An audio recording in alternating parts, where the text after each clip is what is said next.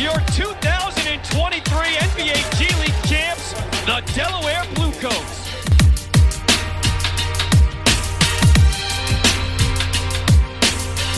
And we are back right here, ready to get your coats on, get warmed up. I'm Tony Cutillo. This is Coach Joe Richmond, and we are the Blue Coats Beat, powered by Heat Ratio Sports. And this is the next episode in a litany of episodes that we keep bringing to you. And we're giving you the passion, we're giving you the positivity, and we're giving you the production. And Coach Joe, speaking about production, man, like we don't even have to have a prelude to this. We got some young coats living large in the NBA right now, Coach Joe. What's going on?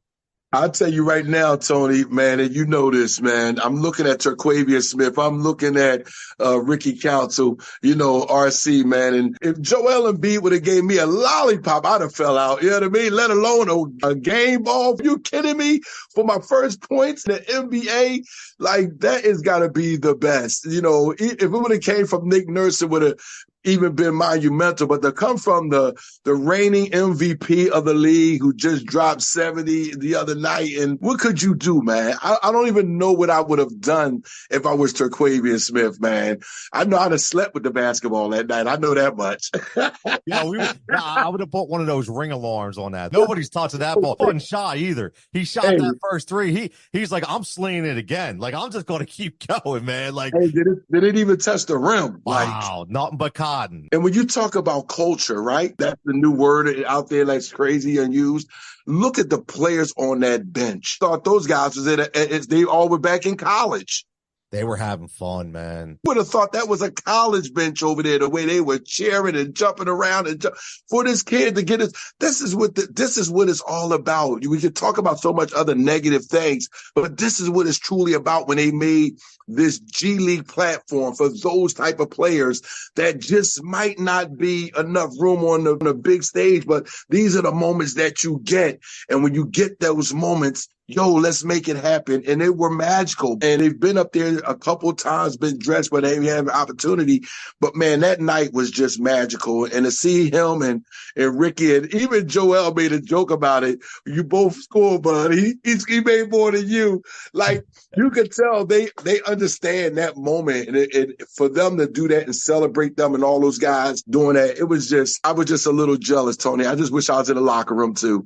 I could only imagine. I'm with you there, man. I wish I was there. So again, this is the Blue Coats Beat, brought to you by Heat Ratio Sports. Make sure you go subscribe to the show on both YouTube channels and wherever you get your podcasts at. And you talk about positivity, Joe, and I'll tell you, you said culture, and it's huge because everybody knows we make this a positive cultural show.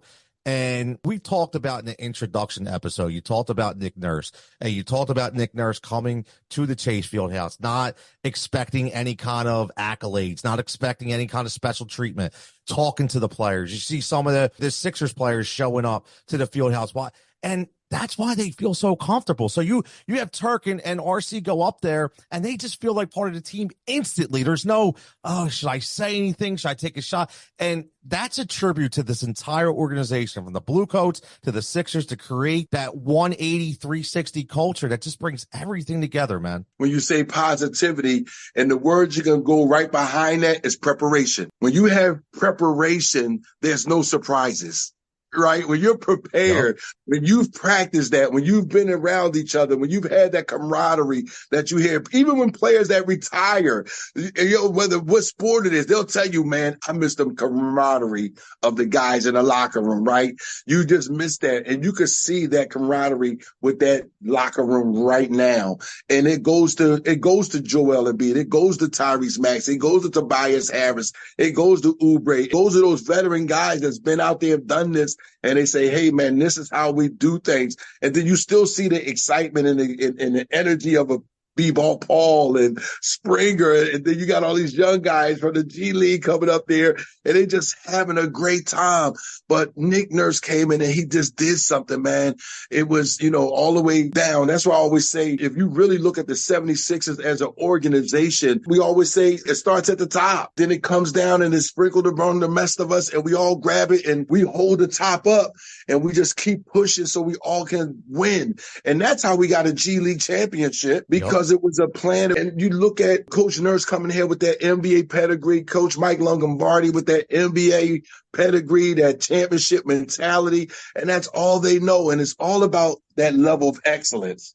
And when you got that level of excellence, you can approach your quote unquote job with a certain type of energy and effort that most people don't understand, because this type of excellence has been put into us every day, every aspect. All the preparation is always there for us. It's not a surprise when you see a Terquavion Smith get their hand off and he go right into that shot. He ain't even thinking about it. It was just surreal to just sit there watching and just see it and work for him. And I always said about Terquavion, his smile is almost as big as his game. You mentioned Tyrese Maxey, right?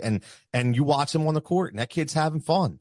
Right? He's having fun, and it's infectious. It just spreads. And when you see that, it's like, oh, wait, it's okay to have fun. And I want to send a thank you to the Milwaukee Bucks for for saying they didn't want Nick Nurse. So thank you for not taking Nick Nurse, because we got Nick Nurse. Funny thing is, Nick's not a guy who has a lot of facial expressions or emotions, But I think that's what it is, Joe. I play for a lot of coaches. I coach myself, you as well. And your kids and your players are going to emulate your demeanor.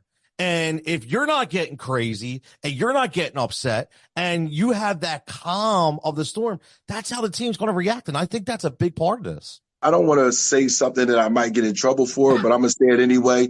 I think Nick Nurse plays poker. He got a poker face. You're right, man. You can't read him, man. Like, Coach knows who he is. He knows what he wants. Like I said, when he comes here to the Chase Field House to our games, man, he's just a fan. He really is. He's not Nick Nurse. He doesn't put on these airs. I mean, I'm just telling you, Mr. Daryl Morey's the same way. Elton and them, they don't come up here flexing their muscles or anything. They just come up here and they just observe it. They're just fans. And it's a beautiful feeling, man. And I really am appreciative. I don't take it for granted that I get to see that. I get to experience that. And I love it that I know Nick Nurse. Elton Brand knows my name. I love that they're not that big, that they don't understand and know who we are. And that's huge in this industry, that they want to get to know those individuals who we all are part of this great organization that's called the Philadelphia 76ers. It's unheard of, to be honest with you, especially in today's day and age. I mean, so many people think they're above everybody else, and it's so nice to just have a mutual respect and to be treated like an average, normal person, right? I mean, that's what everybody wants. I mean, it's like, I do this, and one of the biggest things I'll get from a lot of people that join my programs or join my shows is like, I tell them all the time, who you're talking to now is the same guy you would talk to at the restaurant, or like, I don't change. Like, this is just who I am. Joe, it's the only way I know how to be, and I think you're seeing that from those guys. Again, a lot of these guys come from very, very good support systems and very good mentorship, right? And I think a lot of that is always missed. And that's why I want to get into, like, thinking about Joel Embiid. We watched, Joel Embiid. Obviously, we're going to get into the 70-point performance, get into that historic rise. But, you watched them after the game, Joe. The Brett Brown positive impact on this team still to this day. Brett is one of the most do-good guys in all of the NBA, right? And to see those guys gravitate towards Brett, when San Antonio was in town, and then chalking it up with him and laughing and smiling, you can see how much they respect that guy. And honestly, Joe, how much of a positive impact he had on these guys. And why wouldn't he? I mean, sometimes, a lot of people they try to take the human element out of the game. Right. Yep. At the end of the day, they're human beings, man. These guys got families. Some of these young guys, they're young, but they still got families, right? Even if it's their own family, you could tell when somebody's not genuine. And you could see that moment with Brett, Covington, and Tobias, the third, I think, right? Tobias, yeah. right? Yep. So you could see the genuine in that conversation. Even though you didn't know what they were saying, their body language told you everything. The best visual is just Brett Brown looking up and a B right there in the throng of everything, all those fans, and they just sitting there having that moment. And that tells you that comes from years of being at practice, years of being at meetings, years of being in outings, knowing their family members, their moms, their dads, they've been a part of all of that.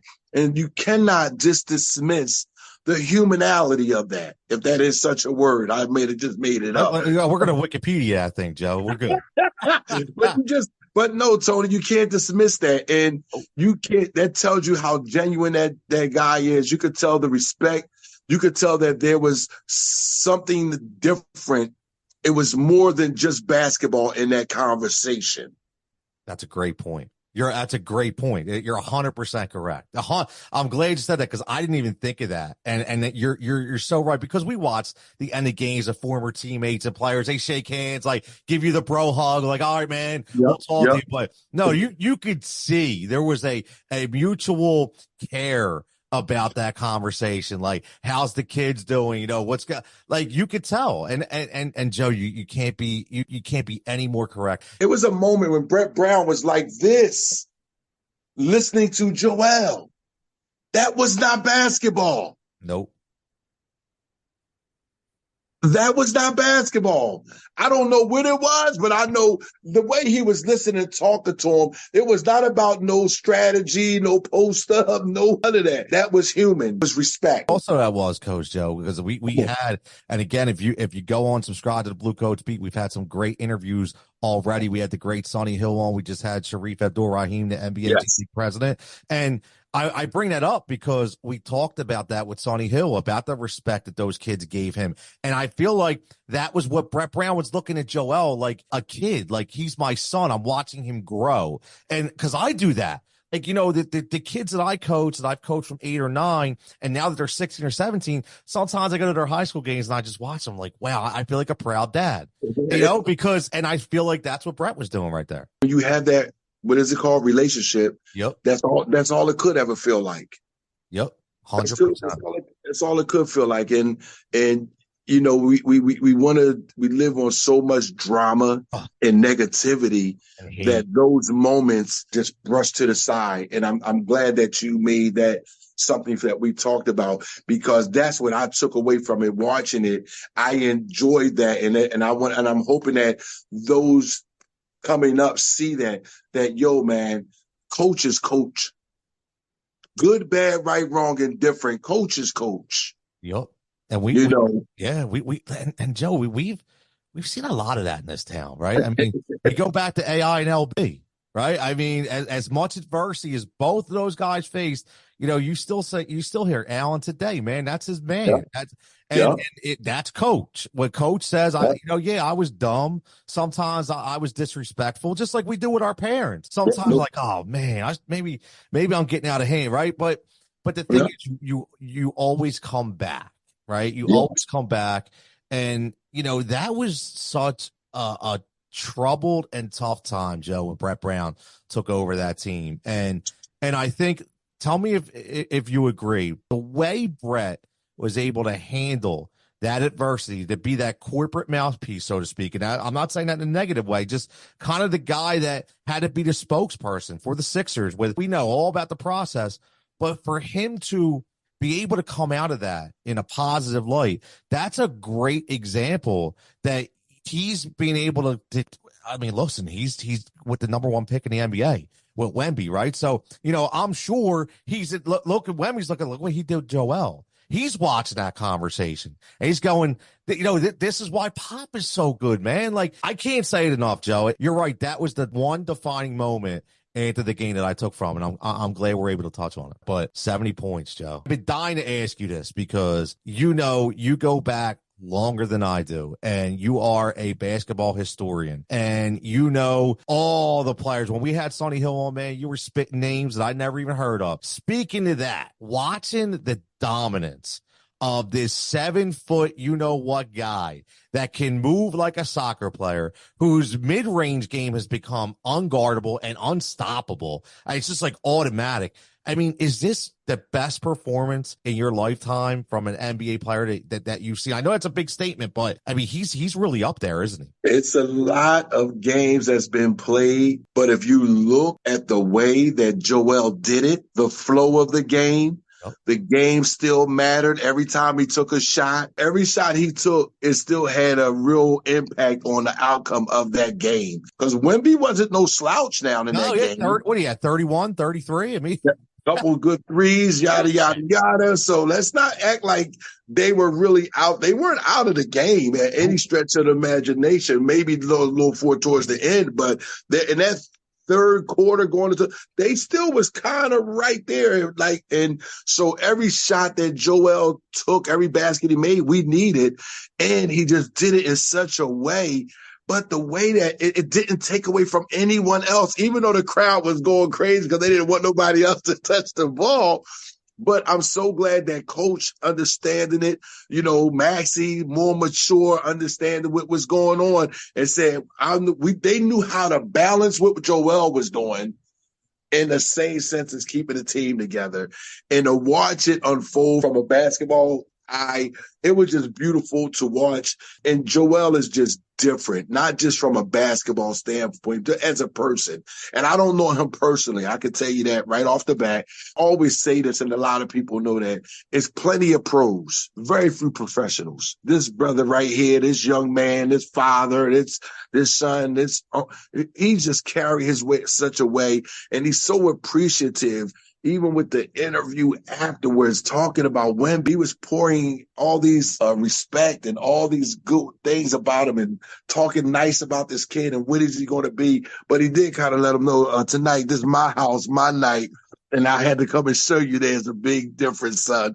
And I love that about him, man, because he is different, Tony. He really, really is. I was in awe. I remember last week when we talked to Sharif and you were like, I'm talking as a fan. I was watching as a fan. I literally didn't even care if they won the game. I was just watching this and I'm going, I'm never going to see something like this. It's like watching a no-hitter in baseball. It was like, we've watched AI with some dominant performances against Toronto, against Milwaukee in the playoffs, going blow to blow with Vinsanity, right?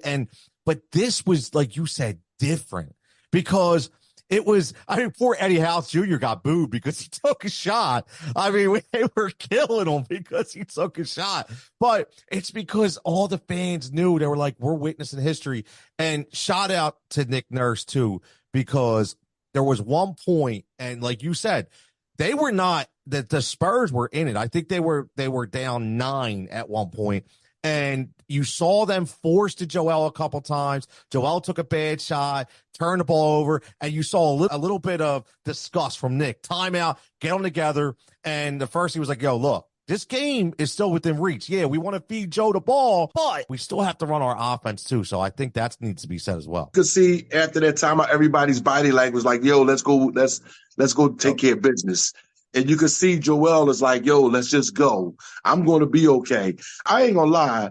That night, I saw a little bit of Dirk Nowitzki and Moses Malone and Joel. That one-legged step back, that little thing. And then when he went on the block, oh, my Lord. Oh. He went on that daggone block. He reminded me of Moses, man, just putting his body down there, pinning that ball on that thing and just going right on. I just said, this is something. I couldn't believe we was watching it in real time. It wasn't a YouTube video. It wasn't no mixtape. It was in real time. And it was you know what it is? You got that kind of game.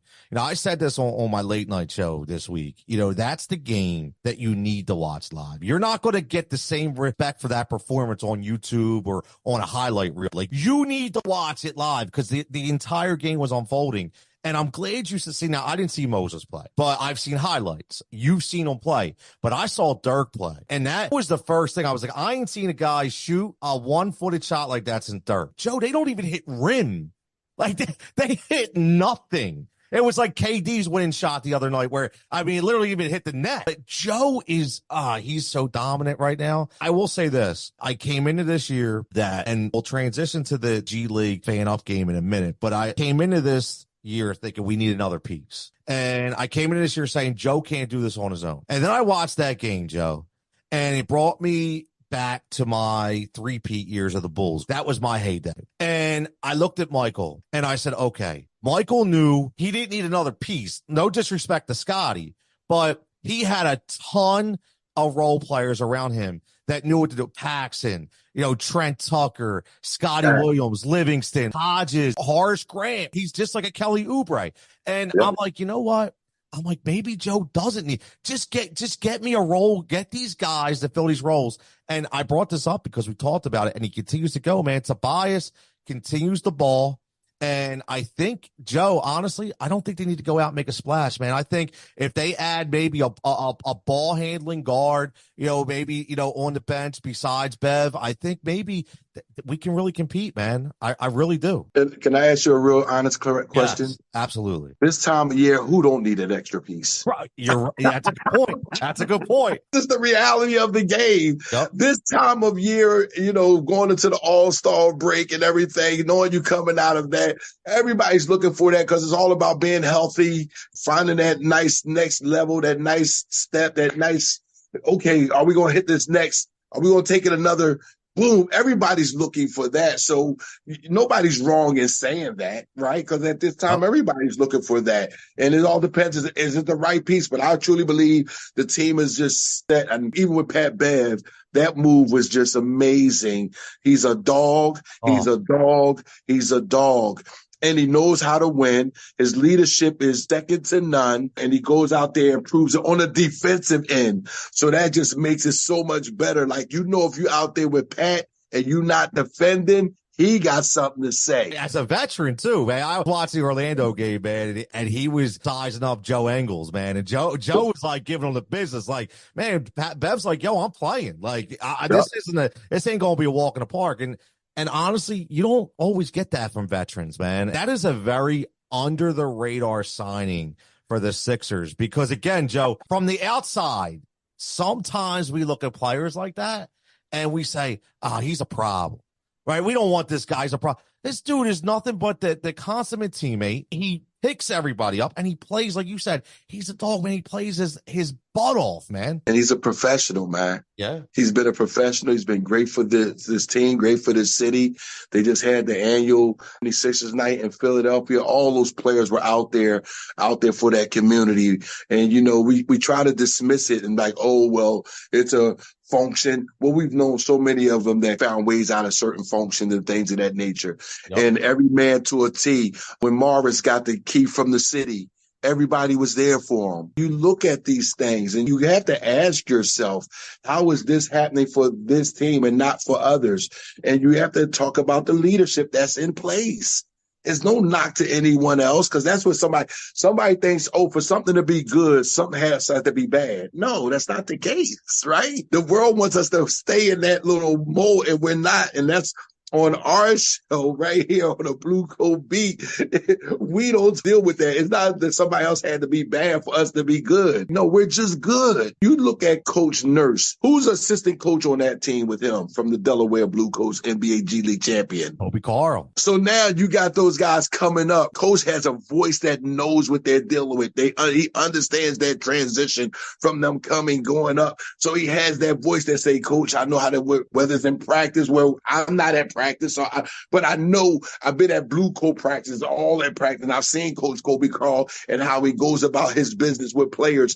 So you look at that dynamic within himself. Can't dismiss these things. It's just not some happenstance thing that's happened. There has been so much preparation put into this whole dynamic that we call the 76ers and the Delaware Blue Coats, that championship attitude is just contagious all throughout the organization. It's so true. Listen, the NBA G League is not so-called new, but it's newer, right? Because all look to Major League Baseball, and it's like they've had the minor league system for years. And the Philadelphia Phillies, after they really rebuilt their scouting department and their management, they do the same thing. We're watching it. You watch the kids come up. You watch a Rojas come up. You watch a Derek Hall come up. And they already have that same mindset because the first thing they said, I never forget, I was listening to Derek Hall. They had an interview with him, and they asked him about, what he felt coming up. He's like, honestly, besides it being a major league squad, really no different because I'm dealing with the same fundamentals. I'm dealing with the same culture. And Joe, like you said, it can't be understated, man. When you set that pyramid up, it's literally one of the best things that you could do for your organization. And at the end of the day, why are we surprised when it does happen? Because quote unquote, that's their job. Why am I surprised that you're doing your job? That's what you got hired to do. Main thing is you got hired to play basketball. Let's do that first. Hired to win as many times you touch that court. Let's do that first. So if that is the case, why are we so surprised when it is being done? There has been a shift in the mentality of let's stay drama and keep negative, because it's more of those teams that's doing it than the ones that are doing it the way it's supposed to be done. So that's the light is always a little bit more brighter on that. Then you look at a team that's doing it, even when there might be some things that might try to put a chink in the armor, it doesn't last. We move on for it because we're about what we're doing. We're not worrying about what they're doing over there. We can't worry about what happened yesterday. What are we going to do today, right? We want to come in, be better, do better because we know better. I'm a big no regrets guy and a big no looking back guy. Like we can't change it. It's over, man. Like let's move on. We can either harp on it and continue to crumble, or we can come together, move on from it, and go forward. That's a huge thing, man. It really is. It's like that next up mentality. And speaking of that mentality, Joe, we got the NBA G League up next game coming up February 18th, presented by AT&T, held as part of the NBA All-Star 2024 weekend, which it's one of my favorite weekends ever at the G League Park, an NBA crossover at Indiana Convention Center. One of the cool things, Joe, I really like is new tournament style format where they're going to customize their jerseys. They're going to have an influence general manager stream the game on their own platforms. They're really making this fan friendly, man. Man, I was at the very first one. I forget which city I was in. I want to say Charlotte when they played, and that was a 3-point contest. I know because we had Devondrick with us with the 87ers, and he was in the 3-point shooting contest with my man from the Golden State Warriors. They came down to them too, and the Warriors guys. But now they're bringing back the 3-point shooting contest and things of that nature. So I'm excited. I've seen the growth of where it was and where it's at. Indianapolis is a beautiful city. I truly believe they're going to be an amazing host for this year, and I'm excited about the players having an opportunity to be on that platform. And like you said, the production that's going on in it now, that back part, you opened up the show about production, and the production that's being put in, the time, the true love that's been put in for the G League, and those players are giving them the level that they've earned, that they've earned, and they're being rewarded for it with the way they're being treated this upcoming All-Star weekend. And I think a lot of people are going to see a different G League. They're going to have a different perspective on the G League of where it's at as far as the level of competition, the level of professionalism that you have to maintain a success in the G League. And this is where it starts. And I cannot wait to see that game. Yeah, it's going to be fun, man. I can't say enough about what they're doing in order to make the fan and the people part of this experience. I mean, we listened to Sharif last week, and he said the biggest difference between yesterday's NBA to today's NBA is he got drafted, right? That's the first thing he said. It was a dream, right? A dream to get to the NBA. And now the players now are coming up so close to the game already that seems more realistic. And this is why, because I watched the dunk contest, and I get it. It was a big thing for me. My friends would sit around on a tube TV, man. We had Baby Jordan, monitor, Isaiah Ryder going between the legs, right? Now it's so different because you're closer to it. You're streaming. You're on these platforms. You're on the Instagram, the influencers. And I think that's how the NBA is really winning it. And on top of that, Joe, it's affordable. So that's the thing. Like, it's affordable. Like $20 for a kid to get in, that is very, very affordable. Where some sports, Joe, they're just overpriced right now. I was just talking to somebody about that yesterday about the next up game. Like, hey, I have a friend in Indianapolis that has a organization down there, and I was like, listen, man, go to the next up game, man. It's only $20. Yep. Those kids will almost relate more with those players than those in the NBA. Just 1 or 2 years removed from school. They just seen them playing in college. And they're right there at their fingertips. And a lot of our G League Ignite kids are just coming out of high school. And they've had those numbers on social media with their Instagram. And, they're certified million viewers. And these kids can know those names and relate to those kids. So go to that game and take your group of kids and give them a real fan experience. They're going to love it. I'm hearing they're going to have a lot of little bells and whistles for the fans. So go in there, see what it's all about. And I'm telling you, you're not going to miss it. Now, when they go back home, they can relax, eat their popcorn and chill and get ready for the big game that night. So the way they've set it up and formatted it, I'm excited, man. It really is going to be a fun weekend in Indianapolis. Yeah, it really is. And speaking of a lot going on, we got a fun week coming up again in Delaware, man. Like we got the Mascot Olympics coming up. We got Star Wars night. Joe, what's going on over there, man? You'll know because we got the #1 mascot in the whole G League, baby. Cody, this Friday, tomorrow, Cody is bringing a bunch of his friends on the 26th right here to Chase Fieldhouse. Blue coat, mascot Olympics. I don't want to try to steal it for anybody, but bet on Cody. Cody's been working out. He's been practicing. Cody is ready for the Olympics. We got some great surprises for the fans on Friday night. And then Saturday, we turn right around and it's Star Wars night. Now, I don't want to hurt anybody's feelings, but I will not divulge who I will be Saturday night. You don't know if I'm going to be Luke. You don't know if I'm going to be Obi-Wan Kenobi. You don't know who I'm going to be. You know what I mean? So be ready. Star Wars night is going to be fun Saturday night. And, we go back to back with the Wisconsin Herd, the Milwaukee Bucks G League affiliate. Shout out to the former head coach of the 76ers, Doc Rivers, on getting that day. So I know what that G League team is going to look like going forward. They're already a solid organization, so they're only going to get better. We'll be ready for them. One thing about Coach Longobardi, we talk about preparation, and that's what he's being done right now. So he's prepared. We're ready to go. The weekend is going to be fire here at the Chase Fieldhouse. And I'm ready to go, Tony. I'm so hyped about this weekend.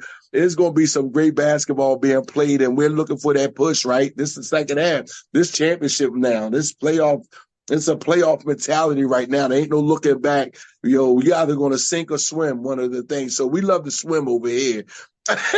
Yeah, we definitely like to swim, man. Yeah, Delaware got a lot of beaches, baby. We love to swim over here. Yeah, exactly. We got like the Dewey Shuffle going on, man.